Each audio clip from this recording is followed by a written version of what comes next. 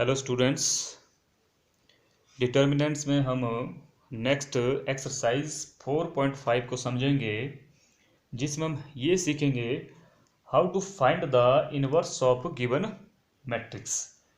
अगर आपके पास कोई गिवन मैट्रिक्स है तो उस मैट्रिक्स का आपने इनवर्स कैसे निकालना है, ये हम आज सीखेंगे।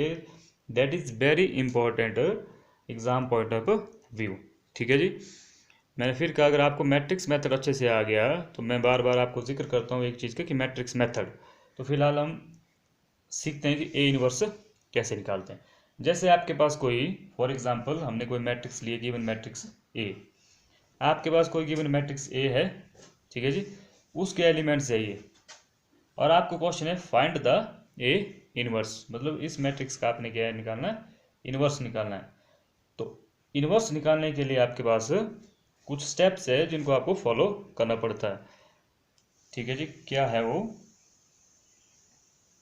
ये वाले, how to find the inverse. First आपको गिवन मैट्रिक्स का डिटर्मिनेंट निकालना पड़ता है। डिटर्मिनेंट के बाद सेकंड स्टेप में उसी मैट्रिक्स के कोफैक्टर निकालने पड़ते हैं।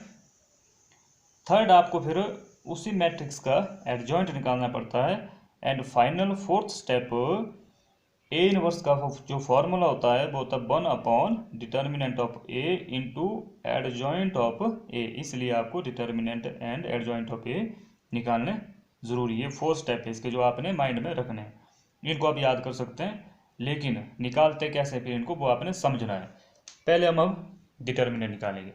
अब हम लॉन्ग प्रोसेस में नहीं जाएंगे, अब फटाफट, क्योंकि आपने बहुत सारे ये चीज़ें अलग अलग एक्सरसाइज में डिस्कस की है। फर्स्ट डिटर्मिनेंट कैसे निकालेंगे आप जो है एक्सपेंड कर रहे हैं अलोंग रो फर्स्ट।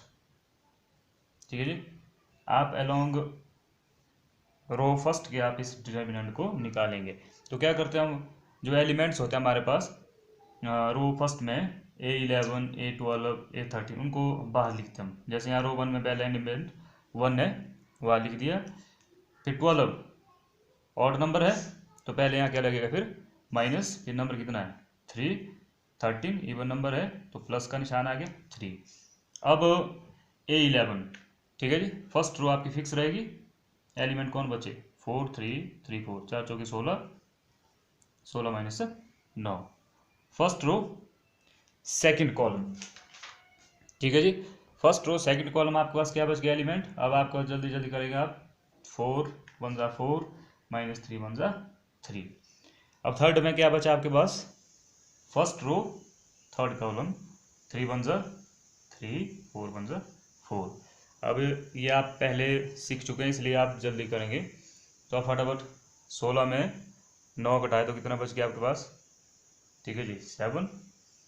और यहाँ से आपके पास कितना बच गया, 1, 7 में 3 गए 4, और 4 में -1 -3, 4 में 3 गए तो कितना आ गया 1।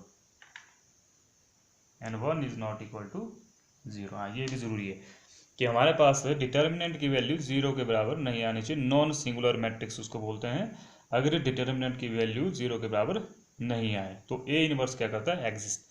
अब आप कोफैक्टर्स निकालेंगे। ठीक है जी, A11 A12 A13 ये आप ऑलरेडी यहाँ कर चुके होते हैं। ठीक है जी, 16 -9 7। अभी आप मत सोचो प्लस माइनस के बारे में, अब सीधा आप निकालते जाओ। पहले फिलहाल 4 में 3 गए 1, 3 में 4 गए -1। अब देखिए, अब देना ध्यान, आपको पता अब ये कौन सा नंबर है, ऑड नंबर है, तो यहाँ क्या आएगा -1। ठीक है जी, नेक्स्ट फटाफट A21 second row first column, second row first column. ठीक है जी, 4 3 12, 3 3 9, तो कितना बच गया आपके पास 3 का प्लस आया ऊपर से, लेकिन यहाँ कौन सा नंबर है, ऑड नंबर है, तो 3 किसी का हो जाएगा माइनस का। इस तरह से A22 second row second column, 4 1 जा 4, 4 में 3 माइनस किया तो कितना बच गया 1। सेकंड रो थर्ड कॉलम, 3 1 जा 3 3 1 जा 3, दोनों क्या हो गए माइनस, तो 0 बच गया। थर्ड रो फर्स्ट कॉलम, फटाफट किया बचेगा आपके पास प्लस माइनस करके -3, थर्ड रो सेकंड कॉलम, ठीक है जी। यहाँ पे भी आपको कितना आएगा 0, और थर्ड रो थर्ड कॉलम, जैसे थर्ड रो थर्ड कॉलम 4 1 जा 4, 3 1 जा 3, 4 में 3 गया तो कितना आया आपके पास 1, ठीक है जी। अब देखिए को फैक्टर्स अगर पुराने तरीके से आप निकालेंगे तो यहाँ टाइम बहुत लगेगा, अब हमारे पास उतना टाइम नहीं होता, ये क्विकली आने चाहिए। हाँ, प्लस माइनस के बारे में मत सोचो, बाद में आप देख सकते हैं कहीं गलती तो नहीं हो गई। जैसे कहाँ पे गलती होगी आपके पास, जहाँ पे क्या होगा रो और कॉलम का ऐड, जहाँ पे ऑड नंबर होगा वहाँ गलती के चांसेस हो सकते हैं, तो इसलिए वहाँ पे चेक कर सकते हैं आप, ठीक है जी। और तो ऐसे ही आपके पास 0 0 आ गया। अब एडजॉइंट, एडजॉइंट का हमने क्या बताया था, गिवन मैट्रिक्स का एडजॉइंट, एडजॉइंट के लिए ज़रूरी है कोफैक्टर, क्योंकि एडजॉइंट निकालने के लिए आपके पास जो मैट्रिक्स बनती है वो बनती है कोफैक्टर की, ठीक है जी। अब कोफैक्टर की जो मैट्रिक्स बनेगी उस मैट्रिक्स का ट्रांसपोज, क्योंकि एडजॉइंट का मतलब होता है जो आपके पास मैट्रिक्स है उसका ट्रांसपोज, लेकिन एडजॉइंट के लिए कौन सी मैट्रिक्स चाहिए, कोफैक्टर की। ट्रांसपोज का मतलब क्या होता है, रो किस में बदल जाती है, कॉलम में। तो ये 7 -1 -1 ये किसके एलिमेंट है, रो के है, तो इनके क्या बन जाएंगे, कॉलम बन जाएंगे।